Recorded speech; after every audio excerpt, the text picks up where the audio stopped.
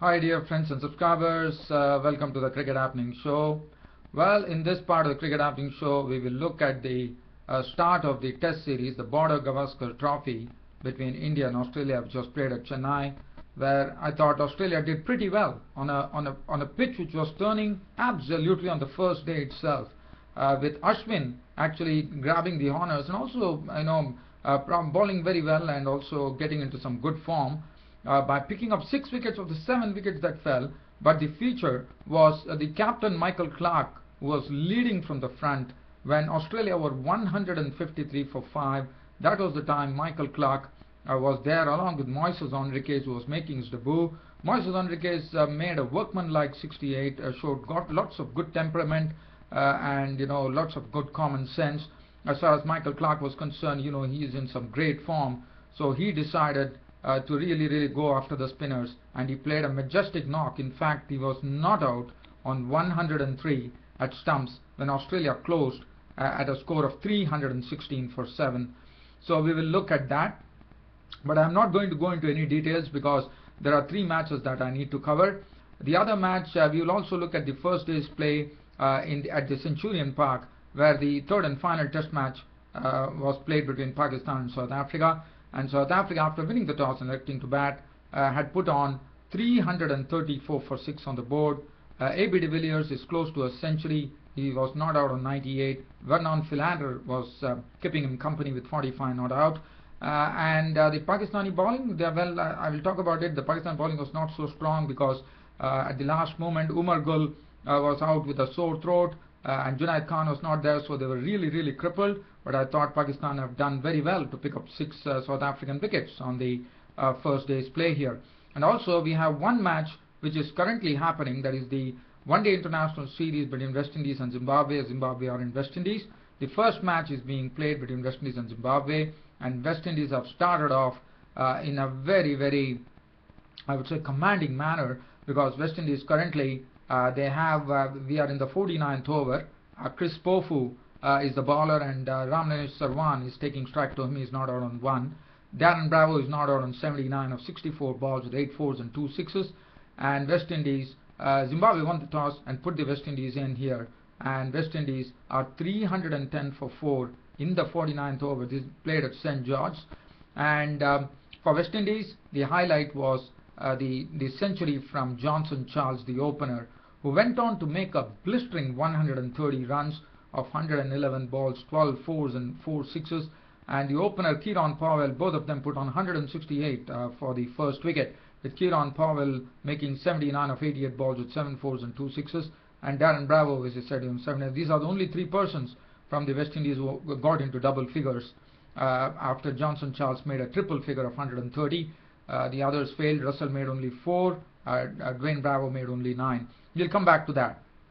But first, what I'm going to do, I'm going to throw a look at the Border Gavaskar Trophy. The first day's play, we were all waiting for it, played at the M.A. Chidambaram Stadium in Chepauk in Chennai. Australia were the ones who won the toss, and they elected to bat. I thought the decision was absolutely right. The reason being that India will be caught on a turning track. So Australia were pretty lucky to actually win the toss. So Michael Clarke very readily elected to bat. Now, as far as Australia were concerned, looking at the Indian side, now what India did, as I said yesterday, that probably India will be going for a 4-pronged spin attack. But yes, they definitely didn't go for a 4-pronged spin attack. I think that was the right way to go.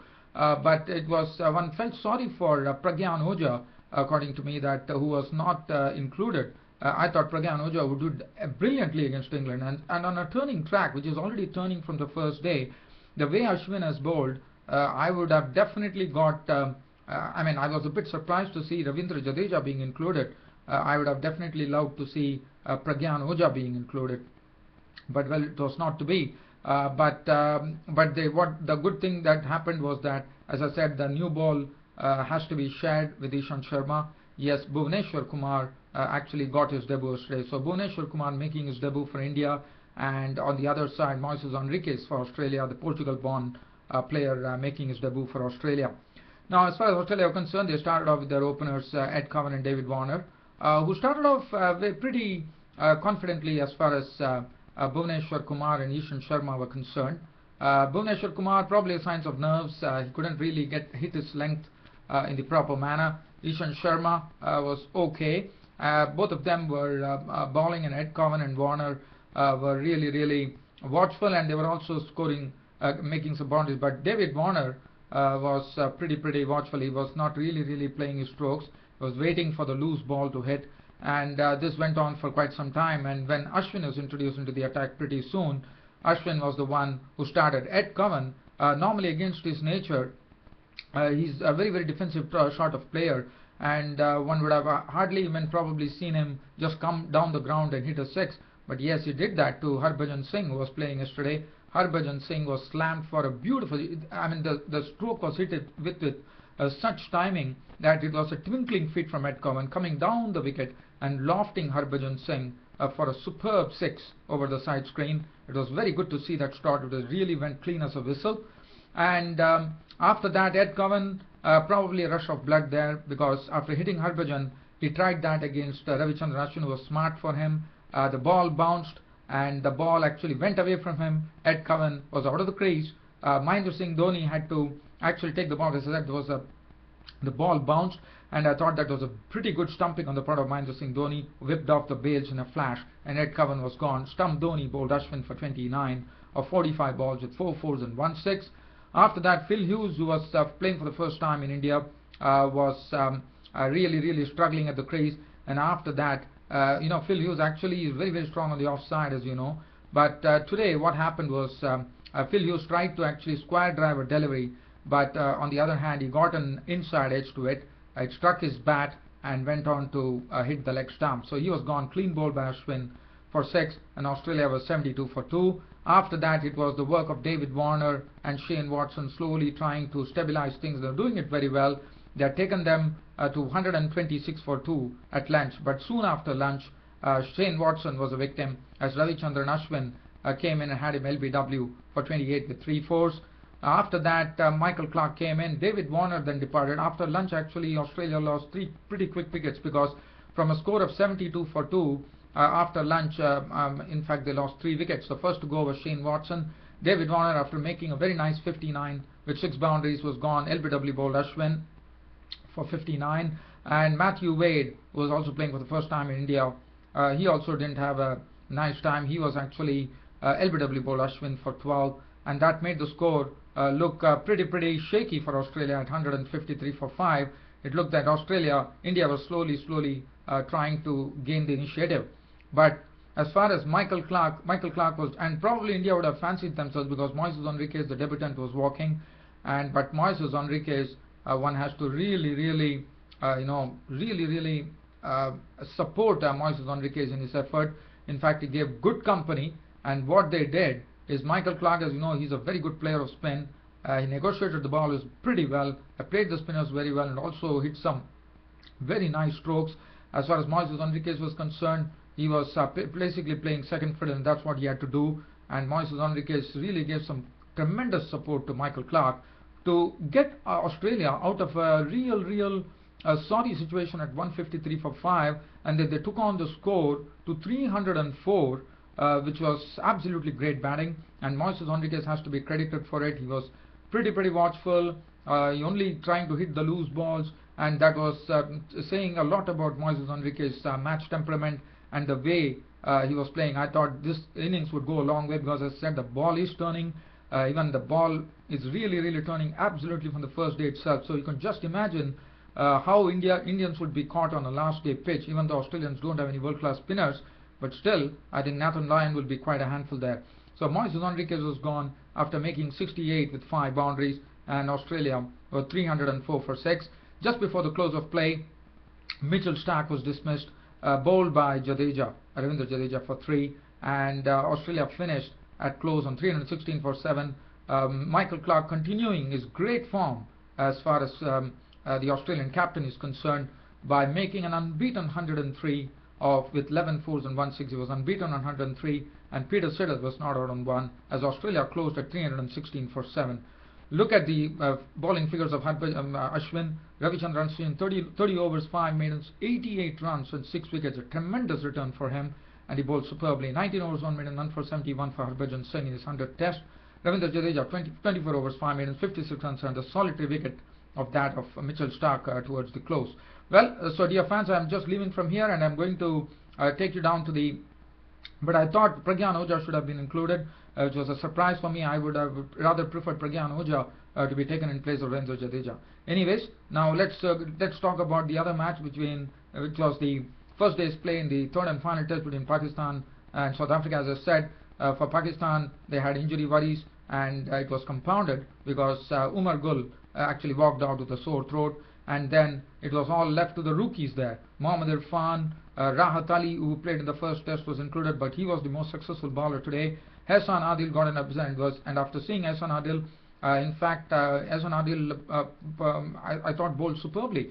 He's a right armer, and the ball, I mean, he has a very nice, smooth action as he comes up to the crease and bowls. And also, what one could see was he was bowling in the right areas, and he was rewarded too. In fact, he would really cherish this wicket. On his debut, he had the South African captain's wicket, as Graham Smith was. In fact, South Africa were the ones who actually won the toss, and South Africa also had a problem because Jack Scalise was ruled out injured with a calf muscle, and well, South Africa were crippled there, with Jack Scalise back actually making tons of runs on this particular Centurion Super Sport Park in Centurion. Unfortunate for Jack Scalise to actually to miss the match. And as I said, it's going to be pretty brief as I'm running short of time here. South Africa finishing the day at 334 for 6 on the first day here in the final test. Graham Smith was the first to go. He was caught by Yunus Khan in the slips, diving catch by Yunus Khan with the bowling of Hassan Adil, giving him his first test wicket. He was gone for 5 with 1-4.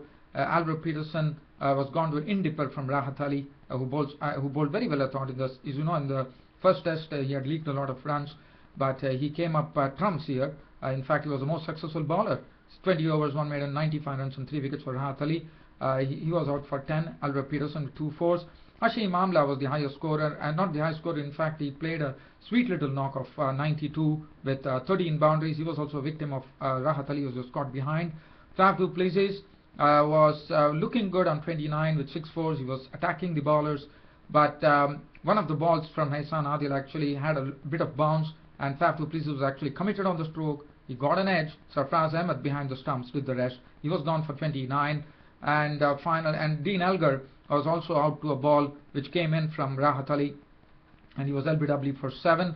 Robin Peterson was a victim of a real misunderstanding between A.B. de Villiers and Robin Peterson. A.B. de Villiers actually pushed the ball to mid-on, and he had already signalled a no, but Robin Peterson probably didn't hear the call, and he started running to the striker's end. It was too late, and Mohammad Irfan hit the bullseye as he picked up the ball, and he has a strong reach, so he just threw the stumps down, and Robin Peterson was walking run out for 28.